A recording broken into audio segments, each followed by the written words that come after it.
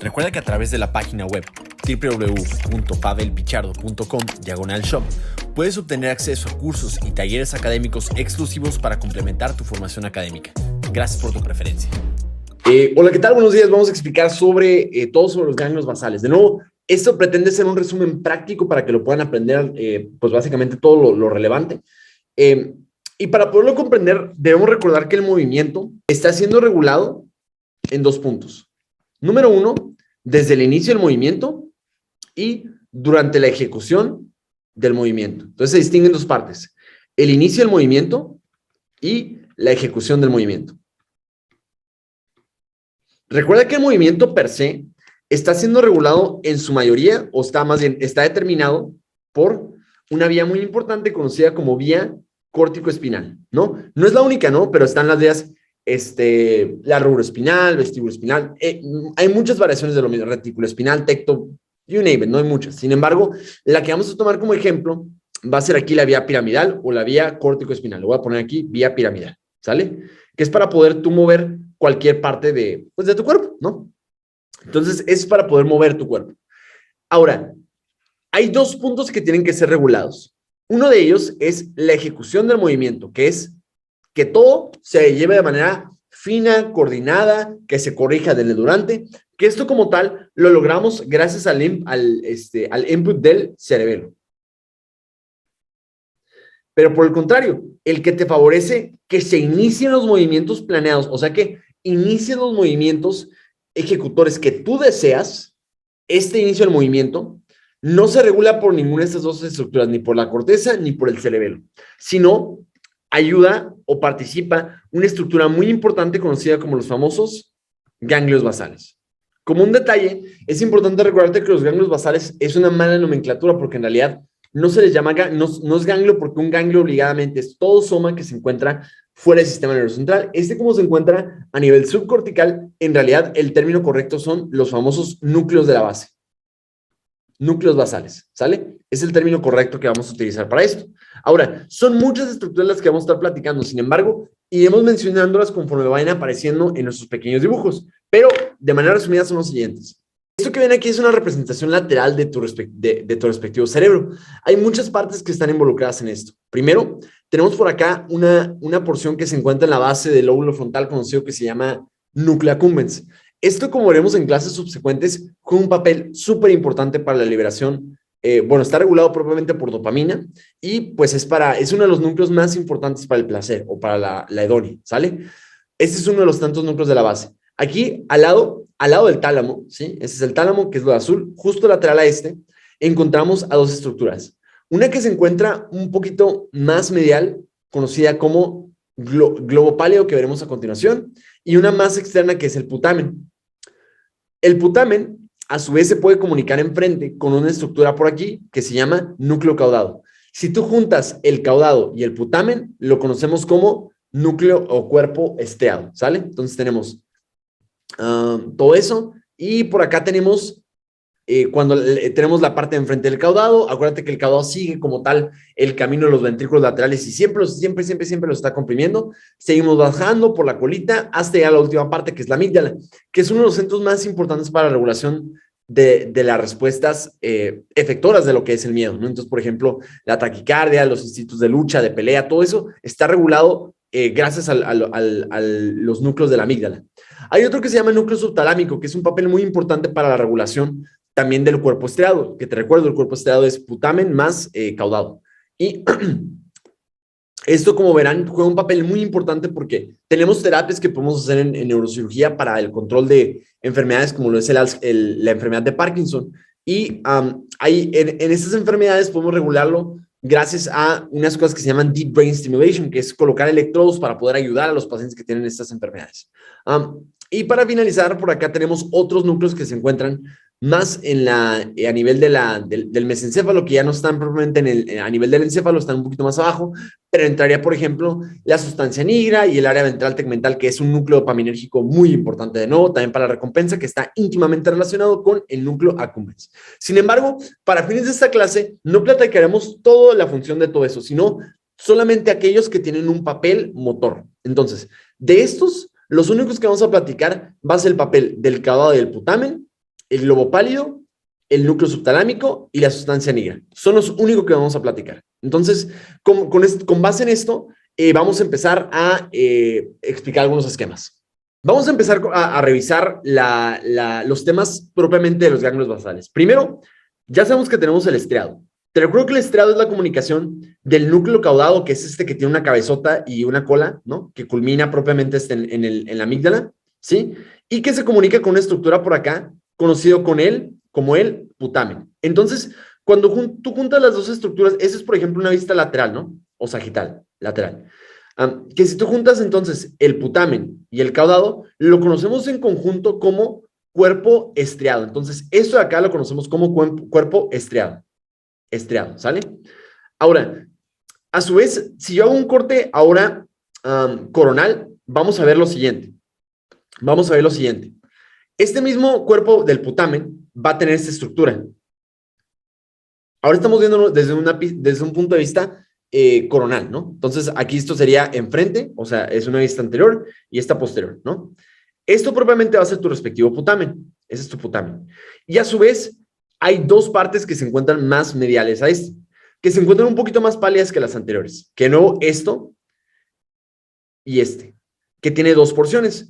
Este se le llama globo pálido externo y este se llama globo pálido interno.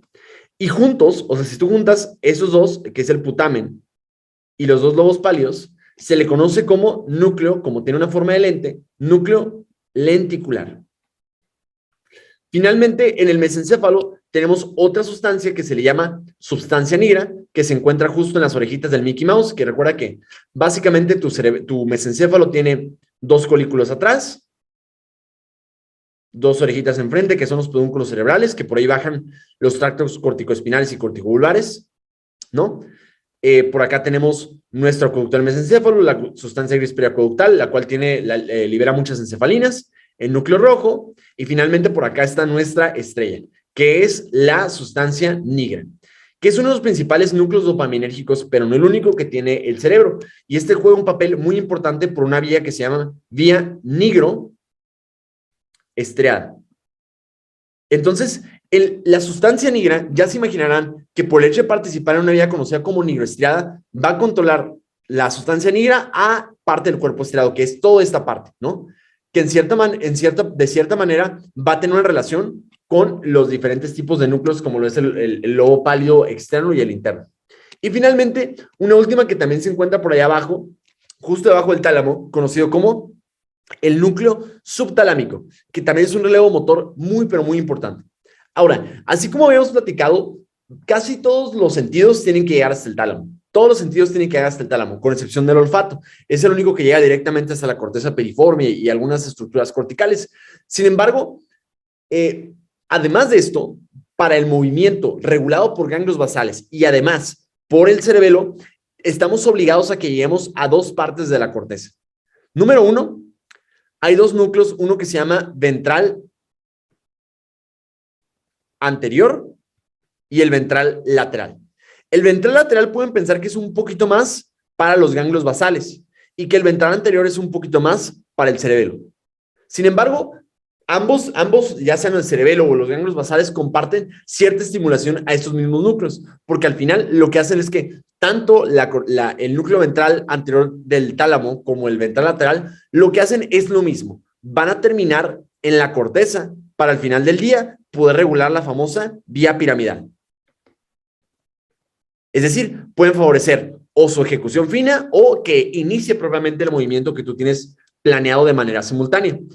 Bajo el mismo sentido y siguiendo la misma línea de pensamiento, recuerden que ambas vías tienen un input extensivo que puede llegar desde la corteza y siempre es como ipsilateral, o sea que el lado derecho de los ganglios basales va a regular a tu corteza, a tu hemicuerpo derecho por todas las decusaciones que va a tener y demás. Entonces, básicamente todo el proceso de los ganglios basales va a ser mediado por un fenómeno conocido como desinhibición. Ahora, ¿qué es desinhibición?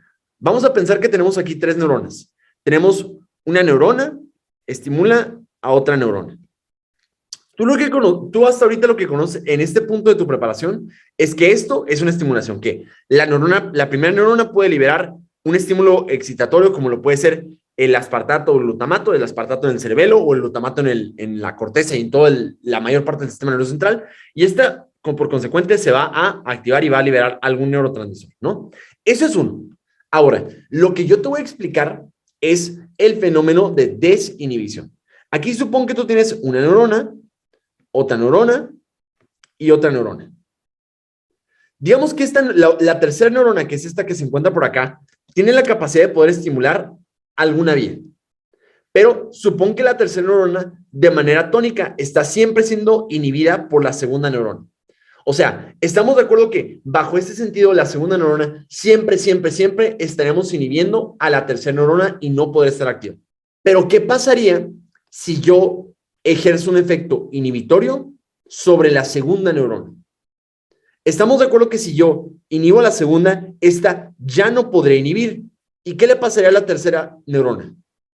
También claro, sí. o sea, si nadie la frena, se desinhibe. Es como quitarle un freno que va a tener la tercera neurona. Entonces, este fenómeno lo conocemos como desinhibición. Es decir, la única forma de estimular no es mediante el glutamato, sino también mediante desinhibición. Un ejemplo de esto lo vemos clásicamente con el alcohol. El alcohol, un efecto común es que hace en diferentes rutas mesolémicas, por ejemplo, puede ejercer un efecto desinhibitorio social que te permite estar más activo, a pesar de que es un depresor. Y esto lo hace gracias a una serie de eventos que se favorecen por desinhibición. Ahora, básicamente, tú tienes que saber que hay muchos papeles importantes para la regulación del movimiento. De nuevo, estamos hablando de ganglios basales en su aplicación del movimiento. Sabemos que la dopamina juega un papel muy importante para muchas rutas, ¿no? La dopamina juega un papel importante y de nuevo lo revisé en la clase de farmacología, entonces te recomiendo que si quieres revisar más sobre farmacología de dopamina, veas esa clase que tuvimos. Esta es la vía mesolímbica, que es para la recompensa, la vía tuberoinfundibular, que es para la regulación de prolactina, y un tanto mundo de vías. Sin embargo, la que más nos va a interesar ahorita es la famosa vía nigroestriada. Porque gracias a esta ruta podemos propiamente regular el movimiento. Entonces, la vía nigroestriada propiamente está regulando a los ganglios basales. Porque en los ganglios basales hay dos vías para poder regular la iniciación de los movimientos planeados. Número uno, una vía que lo conocemos como vía directa. Y una segunda que se conoce como vía indirecta. Ojo, es importante que siempre, como una regla, siempre van a haber dos relevos inhibitorios antes de poder ejercerlo. Entonces, ¿para qué te sirve cada una de estas vías? Primero, la vía indirecta lo que hace es que favorece la iniciación de los movimientos planeados. O sea, favorece que inicies los movimientos planeados. Y la indirecta evita los movimientos no planeados. O sea que para que un plan motor pueda funcionar, número uno, tienes que estimular el plan motor que sí quieres evocar y a su vez, con la indirecta, inhibir planes motores que no quieres ejecutar. O sea que si yo quiero estirar mi brazo, pues güey, tienes que estimular el tríceps, pero también tienes que bloquear la vía que va a encargarse de poder regular el bíceps, los brazos, para poder hacer un plan motor, ¿sale? Entonces, ¿qué hace los ganglios basales? Favorecen el inicio del movimiento planeado. Como lo hacen por medio de dos vías de los ganglios basales. La vía directa, que favorece movimientos planeados, y la indirecta, que apaga o evita los movimientos no planeados. Entonces son dos partes. Sale. Entonces con esto vamos a comenzar a platicar las diferentes vías directa y la indirecta, así como sus diferentes enfermedades. Muy bien, esto que tenemos por acá es un corte transversal de nuestro cerebro. Entonces, para de nuevo recordar las diferentes estructuras que van a jugar un papel importante en los ganglios basales para la regulación del movimiento, hay que recordar algunas partes. Número uno, recuerda que todo esto que tenemos acá son ventrículos laterales, ¿no? Que se comunican por el foramen de Monroe, ventrículos laterales con el tercer ventrículo, ¿no? Ahora, ¿cómo se llama la estructura que está alrededor? ¿Cómo se llama la estructura que se llama alrededor del tercer ventrículo? Se llama tálamo. Entonces aquí tenemos un tálamo y acá tenemos otro tálamo. Te recuerdo que el tálamo va a jugar un papel importante para esta vía, que es la vía de los ganglios basales. Propiamente las que van a jugar un papel más importante es el ventral lateral y un poquito menos el ventral anterior, ¿no? Pero recuerda que son los dos núcleos del que son los núcleos motores del tálamo, ¿sale? Entonces, quiero que lo vayan pensando así. Ahora, de este lado tenemos al núcleo caudado, ¿sale? Es el núcleo caudado, ¿no? Que está comprimiendo los ventrículos laterales. Pero recuerda, el caudado y el putamen, por unas características histológicas que tienen, que son rayadas, se le consideran juntos se le consideran como el famoso cuerpo estriado, ¿sale? Cuerpo estriado. O vamos a ponerle aquí, striatum. Y finalmente ya te diste cuenta que por acá hay un globo pálido externo y un globo pálido interno. Y aquí tenemos al final nuestro putamen. Globo pálido interno, globo pálido externo y el putamen. Entonces, también recuerda que el putamen integra otro relevo, que es, si tú juntas el putamen y el globo pálido, se hacen propiamente otra estructura que parece lente y se le conoce como núcleo lenticular. Muy bien. Ahora con esto en mente vamos a ver cómo es que funcionan las famosas vías de los ganglios basales. Entonces, vamos a comenzar. Por ejemplo, esto solamente para demostrarles, es otro corte que alcanzamos a apreciar las diferentes partes de nuestros ganglios basales. De nuevo, para fines motores solamente les platicaremos este. Esto de aquí, que tiene forma de lente, ¿cuál estructura creen que sea?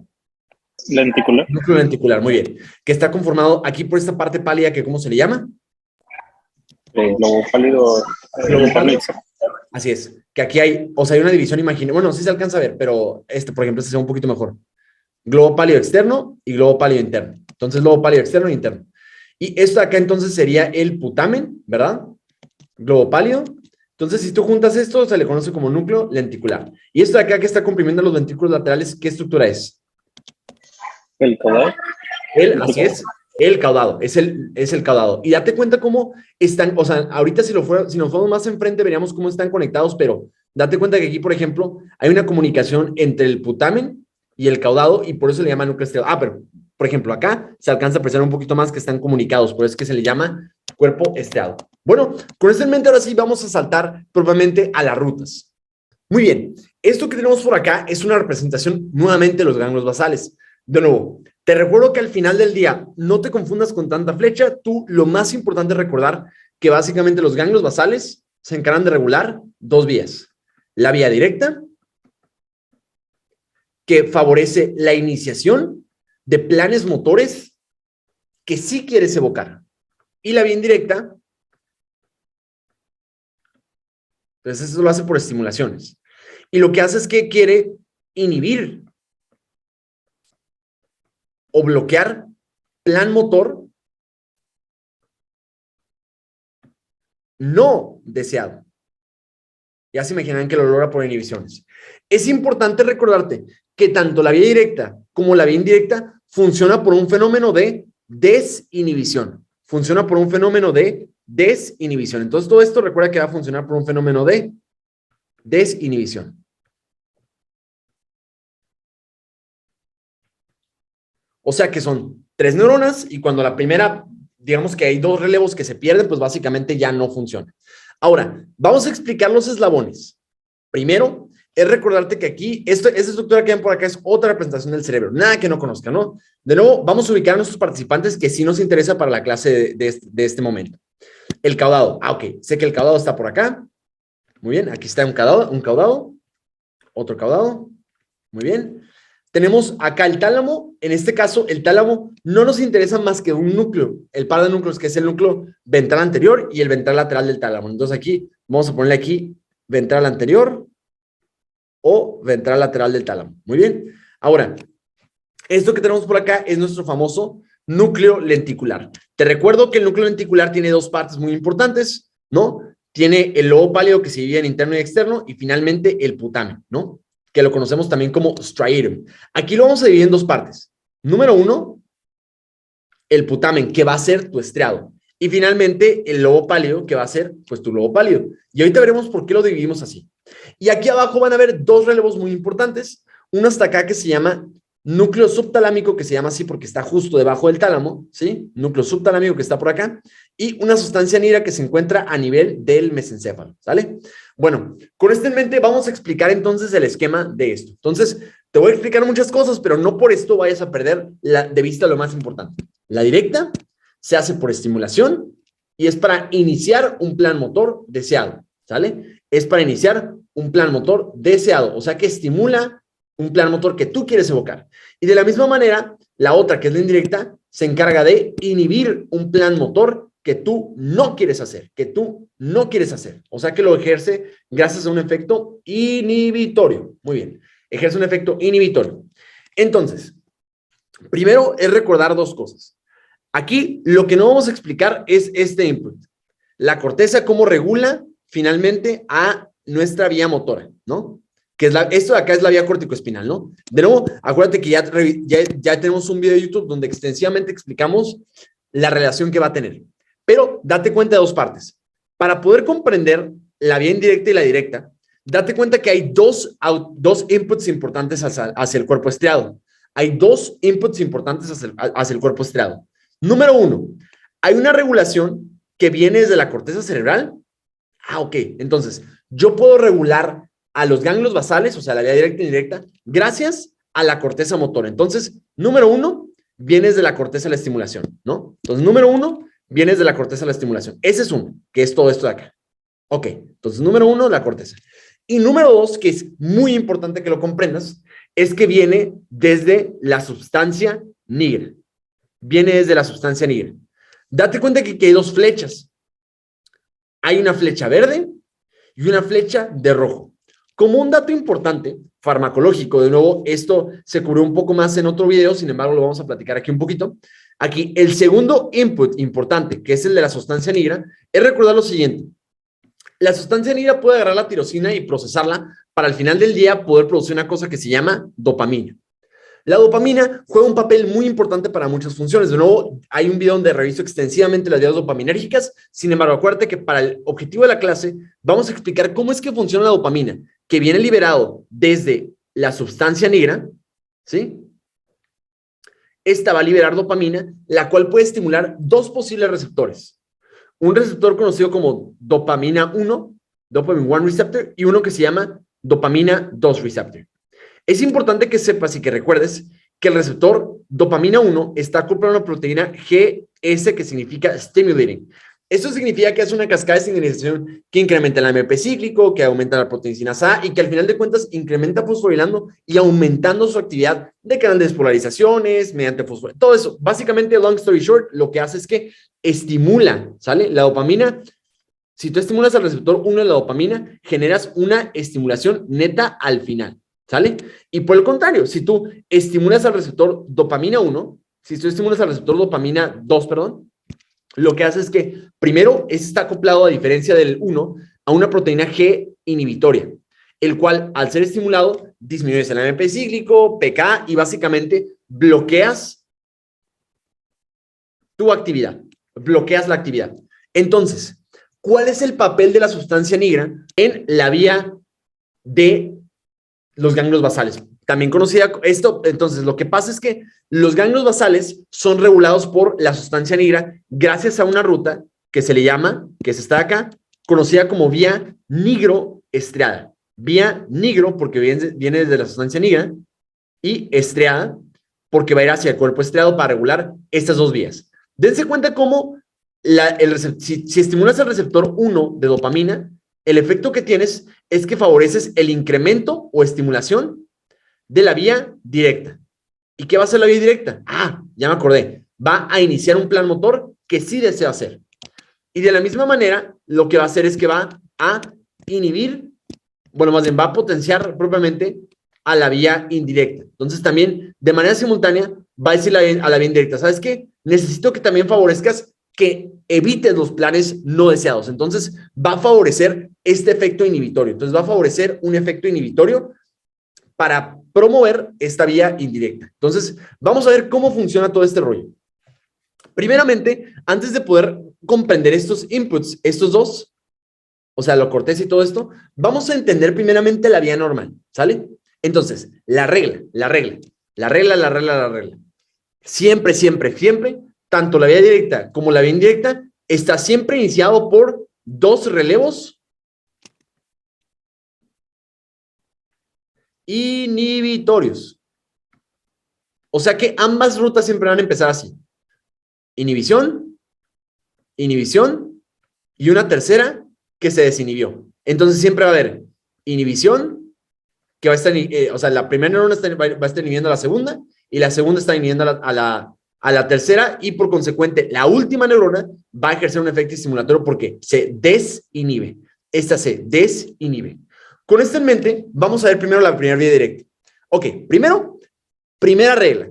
Toda la vía, sea directa o indirecta, va a comenzar. Si, ahorita ignoren estas dos, solamente quiero que vean esto de acá. Solo vean esto de acá, ¿sale? Entonces, la vía directa y la indirecta, todas vamos a comenzar en el cuerpo estriado. Todas van a comenzar en el cuerpo estriado. Todos van a comenzar en el cuerpo estriado. Vamos a empezar con la vía directa. Ok, ¿qué hace la vía directa? Ah, bueno, favorece el inicio de un plan motor que sí quiero hacer. Entonces, no sé qué va a pasar, pero sé que va a estimular al cerebro. Entonces, dense cuenta de lo siguiente.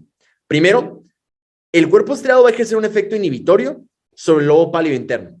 Y el lobo pálido interno estaba inhibiendo al núcleo ventral anterior o ventral lateral del tálamo. Entonces, si yo tengo dos neuronas que se están inhibiendo, ¿cuál es el efecto de la tercera si tú estás bloqueando a la que estaba inhibiendo a tu tercera neurona? ¿Cuál es el efecto de la tercera entonces? ¿Aumenta su actividad o deprime su actividad? Aumenta, muy bien. Entonces, esto incrementaría su actividad, ¿no? Esto incrementaría su actividad. Entonces, lo que pasa con la vía directa es que primero, son la regla, son dos inhibiciones. Entonces, el estriado inhibe al lobo pálido y el lobo pálido al tálamo. Entonces, si yo activo la vía directa, lo que pasa es que estos dos, el tálamo se desinhibe y estimula a la corteza para que ahora sí pueda iniciar el movimiento de la vía corticoespinal. Ah, ok, entonces, así funciona. Si yo lo estimulo por lo que sea, la vía directa es primero putamen, globo pálido interno y tálamo. Y luego, end of story, se evoca el movimiento. Por el otro lado, ¿cómo funciona la vía indirecta? La vía indirecta de manera contraria, de nuevo, la regla. Inicia en el estriado. Entonces, el estriado está inhibiendo ahora, ya no el lobo pálido interno, ahora al externo. Y la regla, acuérdate, son dos inhibitores. Y la segunda, del lobo pálido externo, va a estar inhibiendo al núcleo subtalámico. Entonces, ¿qué le pasa al núcleo subtalámico si yo inhibo a la que le estaba amarrando? ¿Qué le va a pasar a la actividad del núcleo subtalámico? ¿Qué va a pasar? Aumenta.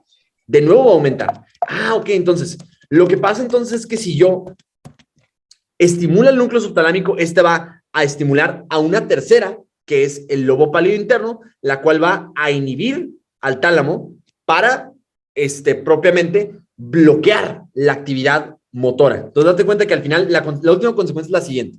El núcleo subtalámico le dice al lobo pálido interno, ¿sabes qué? Inhibe. Y le dice al tálamo que inhiba. Al inhibirse el tálamo, ya no se estimula la corteza y ya no se estimuló el plan motor que no querías hacer. Así funciona. Ahora, vamos a ver cuál es el papel de la dopamina.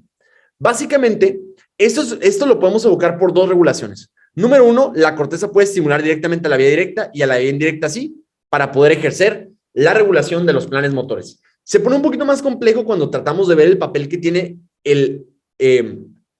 la vía neuroestriada, pero de manera resumida lo que hace es que si tú estimulas al receptor dopamina 1, si tú estimulas al receptor dopamina 1 que está por acá, estimulas la vía directa. Entonces, al final de cuentas, la última consecuencia es que el tálamo se desinhibe y favoreces el movimiento.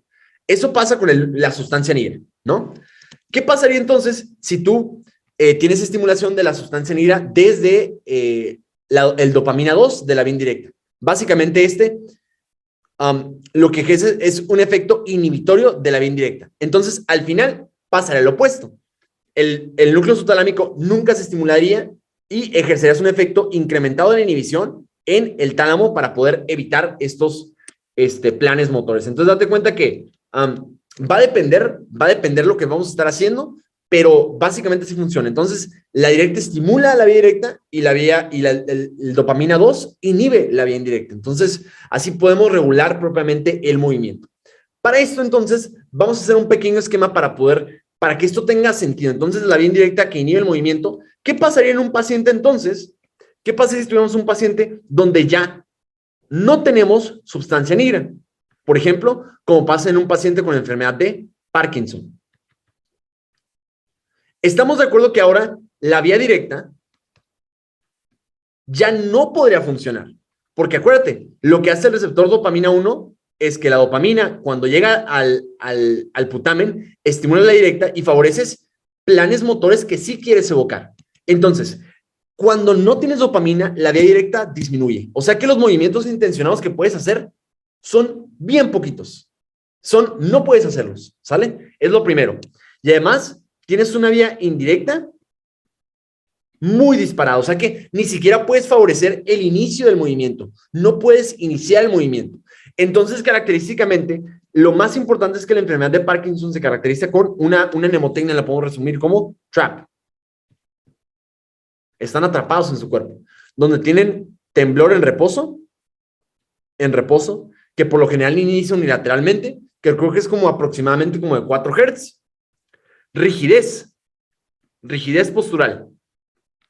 O sea que tienen así rigidez en rueda dentada. Duros. ¿Por qué duros? Porque no pueden iniciar un movimiento. No lo pueden iniciar. A, que significa asinesia o bradicinesia. Es decir, el arco o la amplitud del movimiento es muchísimo menor. O sea que básicamente se mueve así, tic, tic, pasito. Y una última que es la P, que es la inestabilidad postural. La inestabilidad postural. ¿Sale? Es importante recordarte que todos estos, los últimos 3, están siendo regulados por el neurotransmisor dopamina y el temblor en reposo básicamente es por un incremento de acetilcolina en una población de neuronas que, al ya no ser inhibidas propiamente por la sustancia negra, esto incrementa en su producción de acetilcolina y se piensa que esto altera la frecuencia de disparo y por eso pueden tener temblor en reposo, ¿sale? Y bueno, básicamente nomás aquí como un último recordatorio, por ejemplo dice sustancia negra pars compacta, que es la que libera dopamina, y la corteza nomás para los curiosos de, ay, ¿por qué se acumula acetilcolina? Pues básicamente porque en el estriado también es un núcleo colinérgico que puede producir propiamente acetilcolina y gracias a esto es que se puede acumular en alteraciones como la enfermedad de Parkinson. Lo que hace la dopamina es que inhibe su producción de acetilcolina. Cuando esta ya no ejerce el efecto inhibidor en dopamina 2, pues incrementa, ¿no? Entonces, para finalizar ya la clase del día de hoy, de nuevo solamente recordándoles que esta es otra representación de los ganglios basales. Acá tenemos la corteza, aquí podemos ver la cápsula interna, esto de acá, por ejemplo, sean los ventrículos. Bueno, aquí está un esquema, ¿no? Que, por ejemplo, dice, bueno, ¿qué es el tálamo, no? O sea, que esto que veríamos por acá es el tercer ventrículo, esto de acá son los tálamos. Ven que es la cabeza del núcleo caudado, que está aquí. Acuérdate que esto de aquí vendría siendo el ventrículo lateral, ¿no? Aunque está un poquito feo esta resonancia, no me gustó tanto, está medio fea. Pero bueno, ahí están todas para que lo alcancen a ver. De nuevo, nada que no hemos visto hasta este punto. Aquí esta es otra representación de lo mismo, solamente para que alcancen a ubicar a sus participantes. Esto de acá de nuevo sería nuestro caudado. Esto de aquí sería el putamen. Esto de acá sería el lobo pálido interno y externo. Y, ¿dónde estamos? Quiero que vean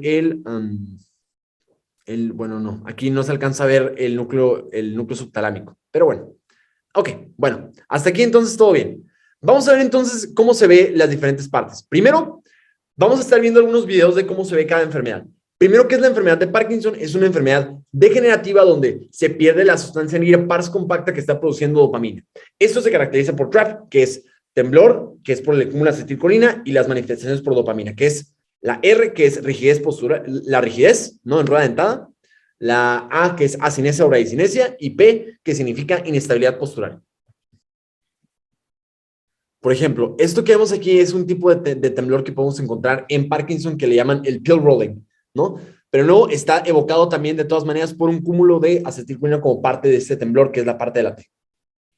Esto que vemos por acá es una rigidez en rueda dentada, que básicamente como que están duros y tiemblan, y entonces vean cómo de repente el brazo en estos pacientes se puede mover así. Esto de nuevo es un paciente que tiene enfermedad de Parkinson que puede tener esto que es la rigidez en rueda dentada. Esto, te repito, es como que no pueden iniciar esos movimientos y por eso se ve así.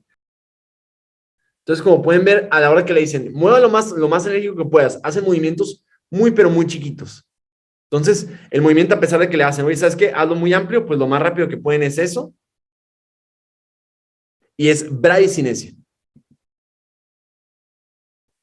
O sea que para favorecer el inicio del movimiento batallan bastante los pacientes. Quiero ver la marcha.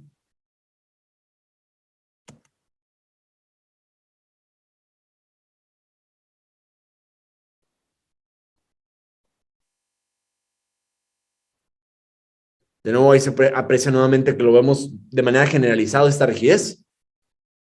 Aquí, por ejemplo, la doctora está evaluando la rigidez de las extremidades superiores e inferiores.